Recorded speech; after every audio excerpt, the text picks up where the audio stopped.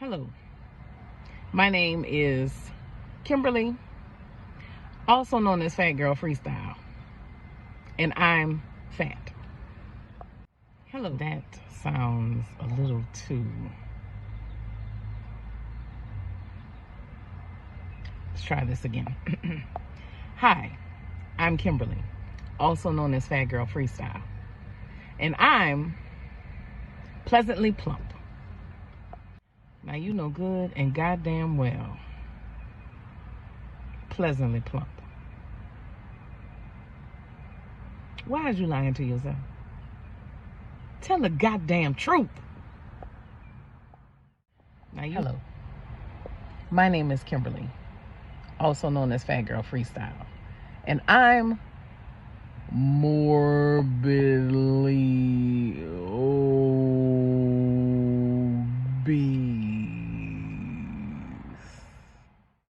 Did you like the way I did that there? Thought it was a trick with some editing. No, I just slowed myself down to do that because I don't know, a little humor goes a long way to help you accept certain things. So here's the real introduction. I'm Kimberly, also known as Fat Girl Freestyle, and I'm morbidly obese. Something that I have known for quite some time, but chose to ignore. And I know that's not funny, but I recently went to the doctor to get myself a health checkup. My brother had an accident and was in the hospital for a month. He was in rehab for a little bit after that as well.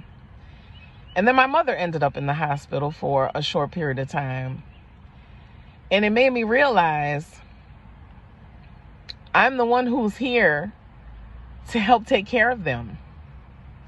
My brother can't drive, so I have to take him to his appointments wherever he has to go.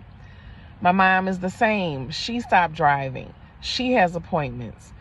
She needs assistance with things, going to the store, etc.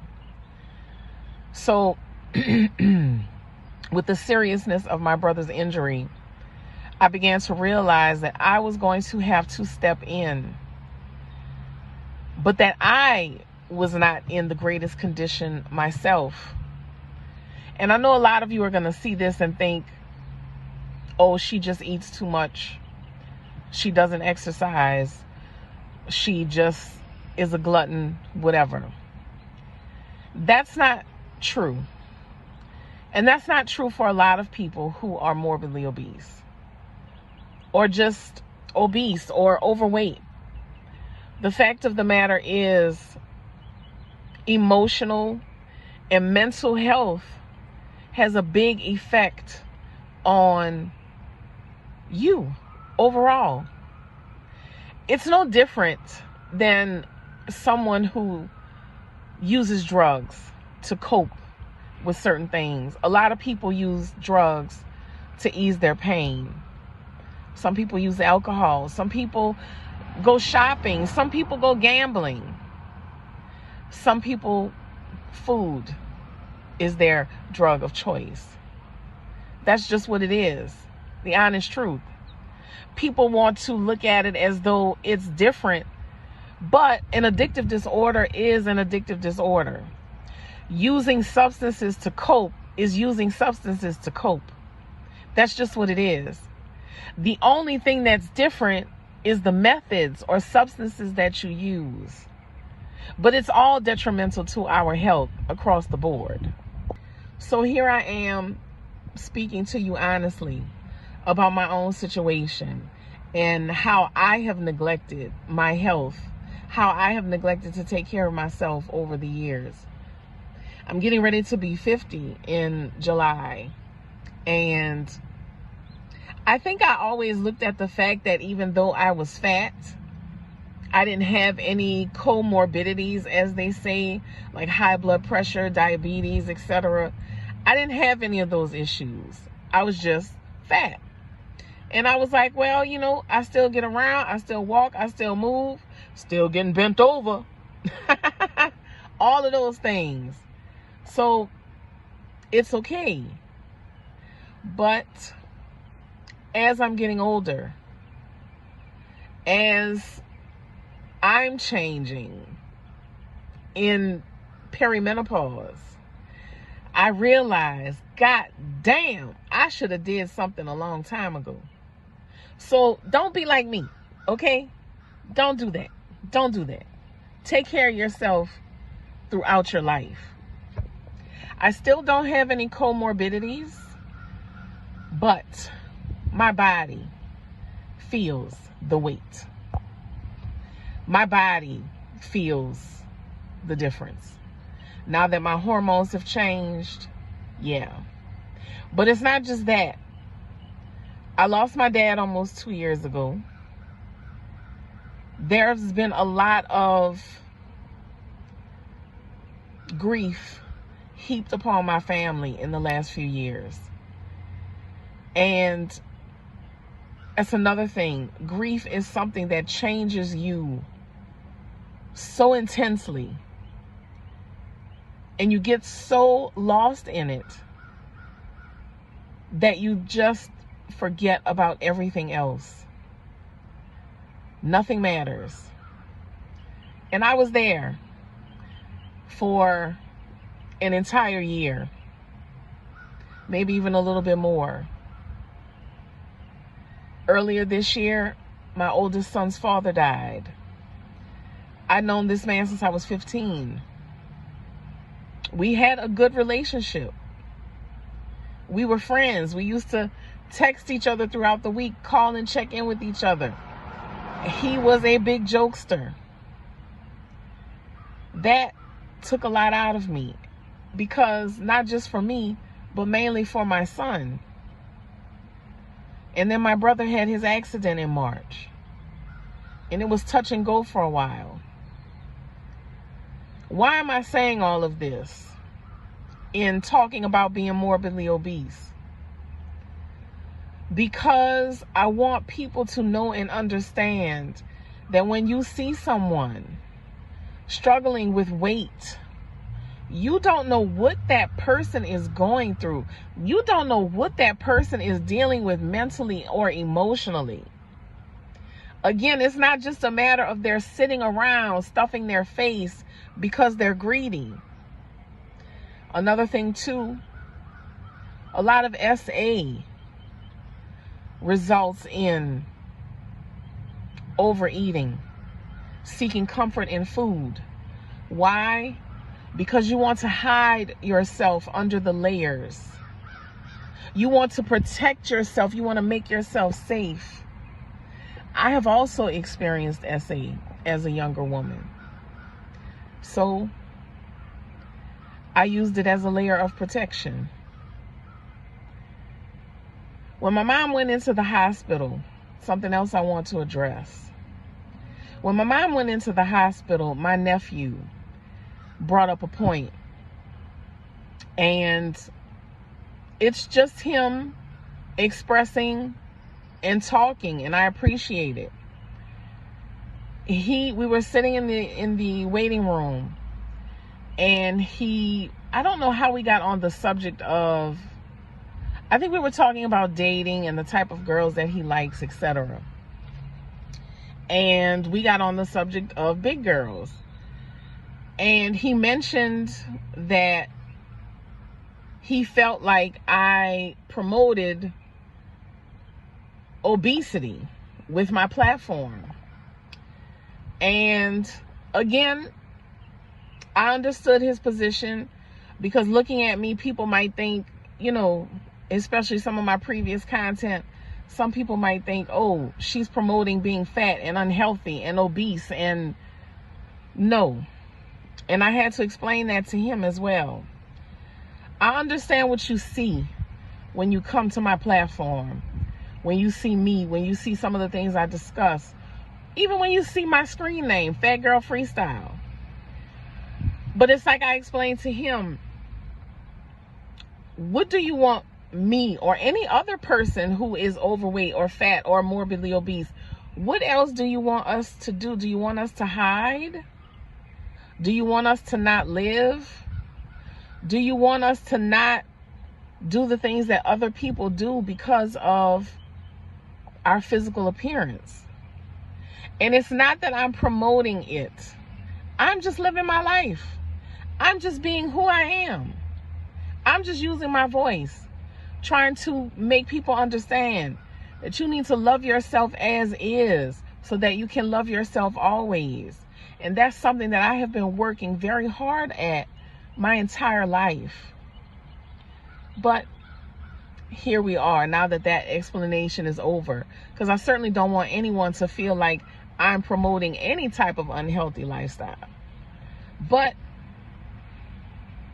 we can talk about so many things that are on that same line of thinking, but I don't want to take away from the point of this video or the message that I'm trying to put across. So this is the beginning of my journey.